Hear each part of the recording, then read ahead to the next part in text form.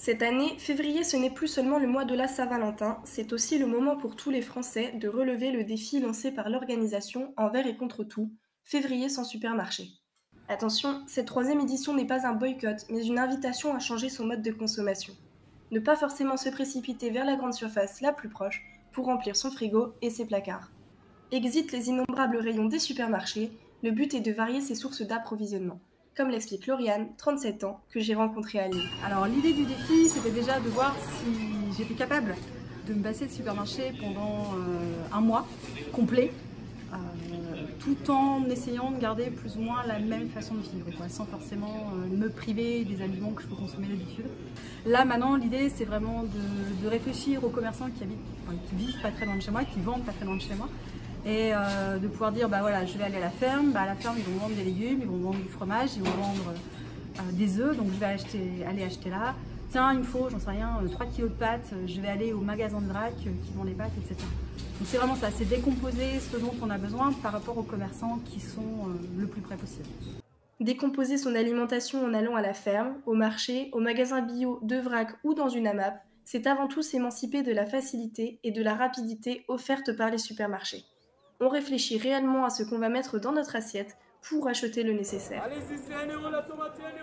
Une nouvelle façon de consommer pleine d'avantages, à commencer par le contact humain remis au premier plan.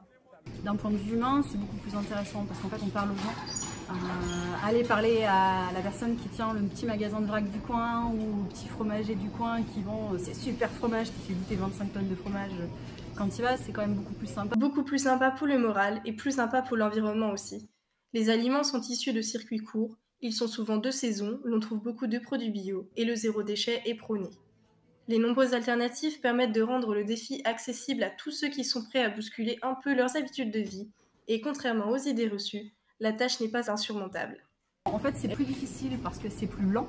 Pour l'instant, je me suis rendu compte que j'étais quand même vachement dépendante des supermarchés sur certaines choses. J'ai eu une quête du ketchup ultime assez sympa là, ces derniers jours, où voilà, c'est compliqué en fait, on est tellement habitué au goût de certains produits très industriels que c'est compliqué de les remplacer, surtout quand on a des enfants, j'ai 2 enfants.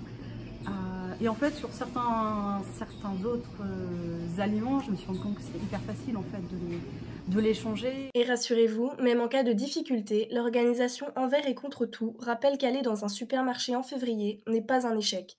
Des groupes Facebook sont aussi présents pour permettre d'échanger conseils et bonnes adresses autour de ce défi.